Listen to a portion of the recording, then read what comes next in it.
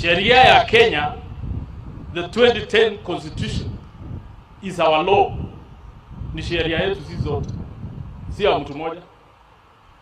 Hiyo sheria tukitaka kubadilisha, tutaamua kama Wakenya.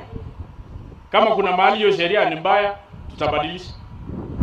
Hiyo sheria sio ya mtu mmoja, hiyo sheria sio ya watu wawili.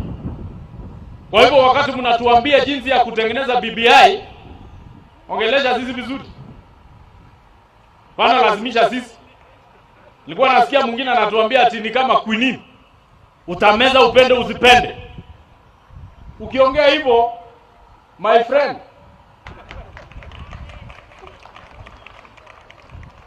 you know, we are Kenyans. Sisi ni wa Kenya pia, na huwezi lazimisha sisi tukule kitu yenye hatutaki. Sheria, katiba ya Kenya ni katiba ya Kenya. It is a Kenyan constitution. It is not a one man constitution. Sio katiba ya mtu, ni katiba ya Wakenya.